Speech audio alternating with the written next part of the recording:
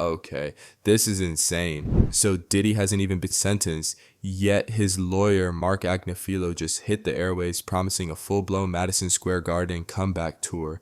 The interviewer's baffled reply, doing what? One thing he said, he's going to be back in Madison Square Garden.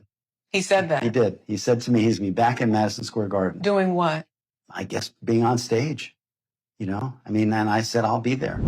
Captured what the internet felt in real time, disbelief. Within hours, TMZ, the Daily Mail, and a swarm of think pieces called The Plan delusional, branding Diddy's camp as tone-deaf and desperate. How did a single interview ignite such a media drag fest? And what does it reveal about the rapper's crumbling legal strategy, shaky finances, and public reputation?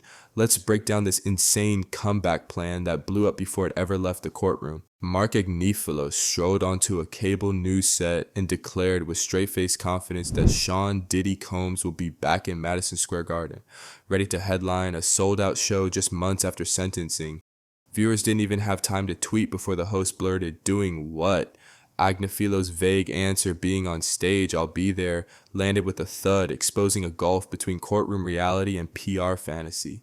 Diddy is still behind bars, bail denied, a judge's scathing letter hanging over his head, yet his lawyer is talking confetti cannons and comeback tours. Reflected on the blessings that he's been given, on the imperfections that I think he sees in himself. I think he wants to get out of jail, reestablish a loving, present relationship with all of his 7 children. Legal analysts immediately flagged the appearance as self-sabotage. Hyping concerts before sentencing can signal arrogance, potentially souring a judge already unimpressed with the rapper's behavior. Worse, it frames the legal team as clueless showmen more interested in headlines than strategy. In one 90-second clip, Agnifilo managed to shift public focus from potential leniency to a circus act nobody asked for. Agnifilo's interview highlights a bigger problem. Diddy's lawyers have morphed into public relations surrogates instead of defense attorneys. Court documents show bail was denied after a judge called Diddy a continued flight risk, yet the team booked morning show slots instead of filing an emergency reconsideration. While Mark bragged about arena acoustics, prosecutors quietly submitted a new memorandum outlining why sentencing could include additional financial penalties.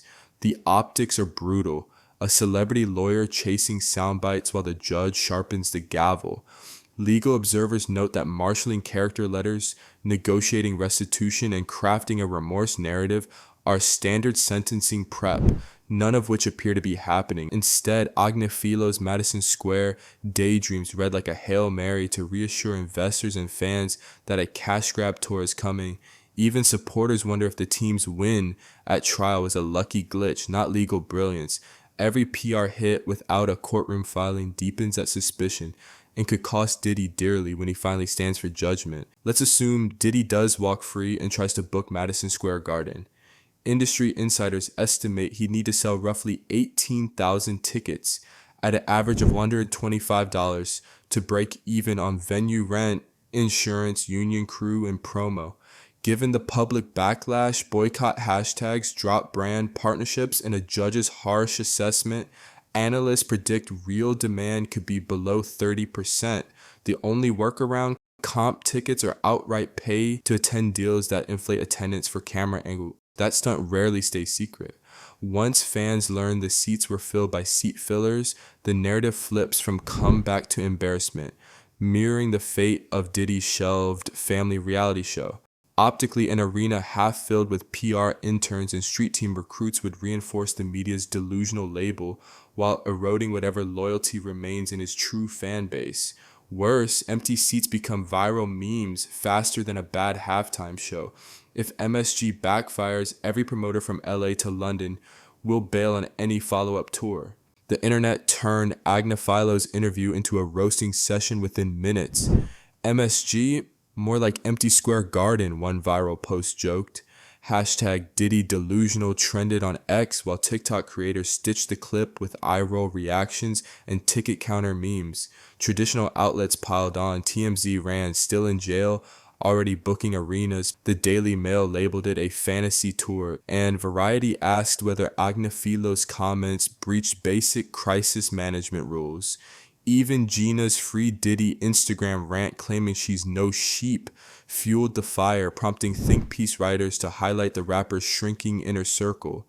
In just 48 hours, 4 PR blunders, court denial, judge's scathing letter, Gina's rant, and Agnifilo's tour hype stacked up like falling dominoes, cementing a narrative of tone-deaf desperation.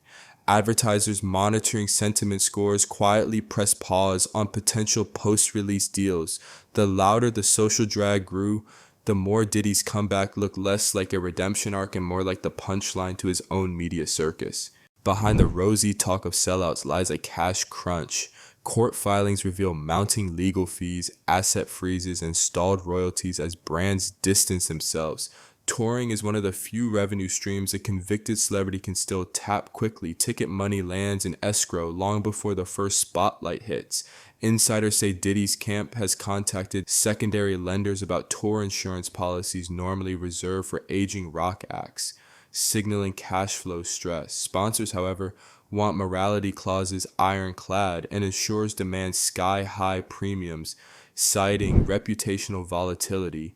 Even if Madison Square Garden miraculously sells out, net profit could be razor thin once attorneys, insurers, and venue cuts are paid. Worse, a weak opener would tank demand for any follow-up dates, leaving Diddy on the hook for non-refundable deposits. The financial math explains the frantic PR. Hype isn't just ego. It's a liquidity lifeline for a brand hemorrhaging cash in lawsuits, settlements, and lost endorsements. Crisis management experts say Diddy's path to rehabilitation should start with sentencing mitigation, not stadium bookings. Step 1. Craft a humility narrative. Own mistakes. Outline restitution. And present a concrete plan to repair harm. Step 2. Private philanthropy, not flashy charity concerts. Think scholarship funds and community projects announced quietly through third parties. And step 3, limit media to a single, carefully vetted interview post-release, following the Martha Stewart or Robert Downey Jr. blueprint. Low-key, regretful, forward-focused. A measured approach allows public sentiment to thaw gradually, opening doors for selective partnerships later. Booking Madison Square Garden before a judge even rules screams denial and erodes judicial goodwill. Even fans rooting for a comeback prefer growth over grandiosity. If Diddy swapped arena hype for mentorship programs and kept his legal team inside the courthouse, the public might eventually separate the artist from the scandal. Right now, every boastful soundbite widens the credibility gap between the sentence he faces and the superstar he imagines. In one chaotic week, Diddy's camp delivered 6 self-inflicted wounds, a premature arena announcement, a tone-deaf TV hit, social media drag sessions, sponsor panic, empty seat optics, and worst of all, neglected courtroom prep. The Madison Square Garden fantasy now stands as a symbol of a legal strategy hijacked by ego and desperation. Will Diddy double down on hype or pivot to the humility playbook before slamming the door? Let me know below. Hit that like button if you think actions matter more than arenas, and subscribe for real-time breakdowns as this saga races toward its next plot twist.